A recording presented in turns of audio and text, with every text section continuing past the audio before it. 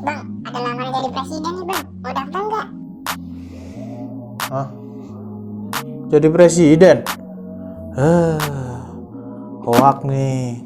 Dah, kita bahas deh ciri-ciri lowongan kerja palsu. Halo teman-teman, selamat datang di Mahir Tips, segmen yang akan membahas soal tips-tips dunia kerja bareng makinmahir.id. Kata Jono ada lowongan jadi presiden. Bener nggak ya? Nah, kita coba bahas di ciri-ciri lowongan pekerjaan yang palsu bareng makinmahir.id.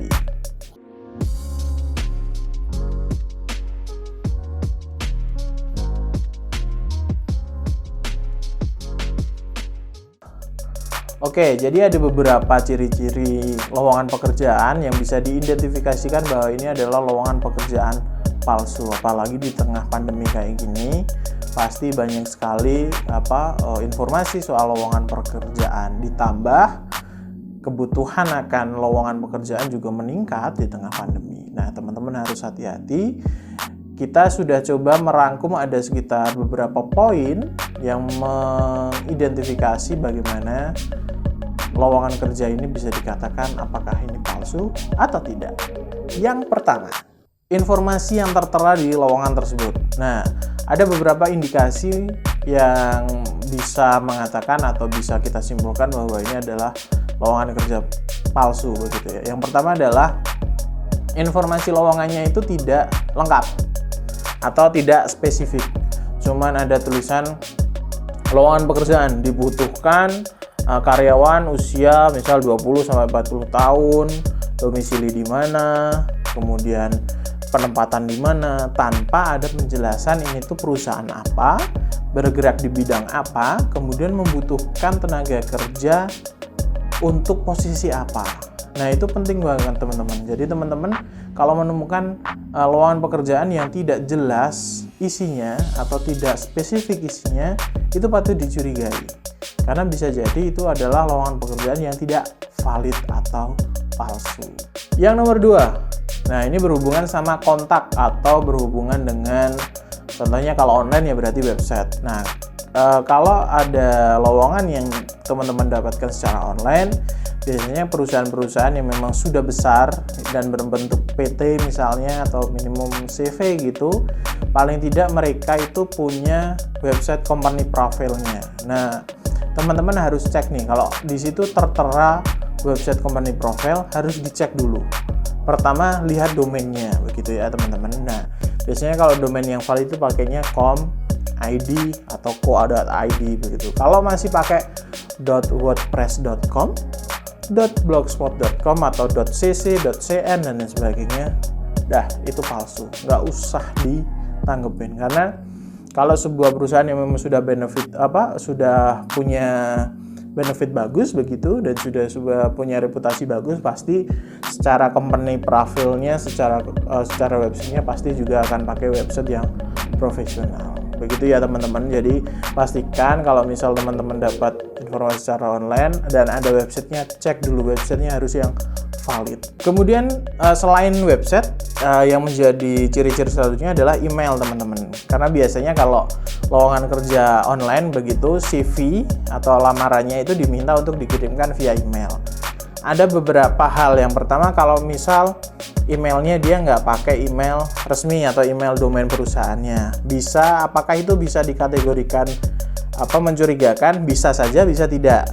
Tapi kalau pertama identifikasinya gini, kalau misal dia masih pakai body email atau emailnya masih pakai Gmail atau Yahoo begitu, pastikan nama depan dari email itu, domain depannya itu adalah misal contoh HRD PT apa atau HRD atau divisi HRD apa. Tapi kalau nama pribadi begitu, misal siapa nih namanya, jonojoni@gmail.com atau jonoganteng@gmail.com, udah deh, itu nggak usah ditanggepin, itu pasti nggak bener gitu ya. Nah, akan lebih bagusnya kalau di lowongan itu disertakan juga email yang valid, yang email yang menggunakan domain dari website perusahaan, misal Indofood, misal hrd@indofood.co.id seperti itu. Jadi teman-teman harus valid, dipastikan itu benar-benar email yang resmi gitu ya. Kalau perlu dikontak dulu, kontak aja dulu, tanya-tanya aja dulu. Yang keempat adalah lokasi perusahaan. Nah, ini penting nih buat teman-teman yang mau interview secara offline begitu ya. Pastikan lokasi perusahaannya itu di cross check dulu teman-teman. Ada nggak sebenarnya perusahaannya? Takutnya teman-teman ada di misal di Semarang atau di mana Magelang begitu ya. Dapat interview panggilan di Jakarta, udah jauh-jauh ke sana ternyata nggak ada. Gitu kan kasihan, udah keluar biaya dan sebagainya. Nah, perlu di cross check dulu, misal cari di Google Maps begitu ya, atau teman punya kolega di sana, atau gabung di grup lowongan pekerjaan atau grup-grup soal dunia kerja, tanya sama teman-teman di sana. Saya dapat panggilan dari PT ABC, alamatnya di daerah ini. Mohon bantuan teman-teman yang di daerah situ, bener nggak ya? Jadi perlu di cross check dulu teman-teman. Jangan disimpulkan sendiri kalau teman-teman memang tidak tahu. Nah, ini penting banget karena takutnya terjadi hal-hal yang tidak diinginkan seperti ada perampasan dan lain sebagainya. Jadi harus hati-hati. Nomor 5, tawaran benefit yang nggak masuk akal.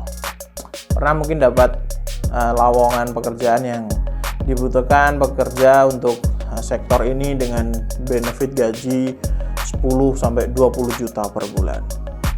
Nggak jelas kerjanya ngapain tapi benefitnya gede banget, itu kan pertanyaan. Jadi kalau mau pekerjaannya jelas harus ada dicantumkan di situ.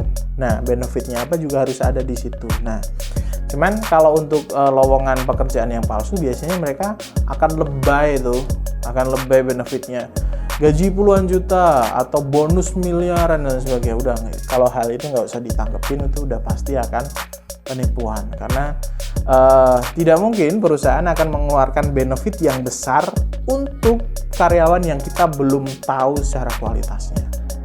Pasti kalau mau dapat benefit yang besar ya harus dimulai dari yang bawah dulu dong, bertahap, jenjang karirnya ada, naik, baru kita bisa dapat benefit yang besar.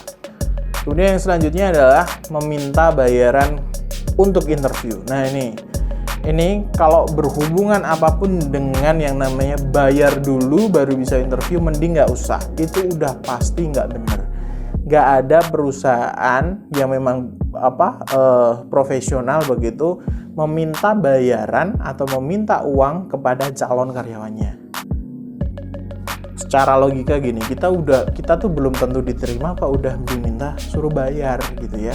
Itu kan udah nggak masuk akal ya. Jadi teman-teman harus tahu segala hal yang berhubungan dengan bayar dulu atau untuk administrasi atau apapun, udah deh, mending itu nggak usah diperhatiin, itu udah pasti nggak akan bener gitu ya, itu udah pasti palsu. Nah, teman-teman, ciri-ciri tadi harus teman-teman perhatiin dari teman-teman ketika mendapatkan lowongan pekerjaan, terutama secara online teman-teman. Nah, itu harus dicek lagi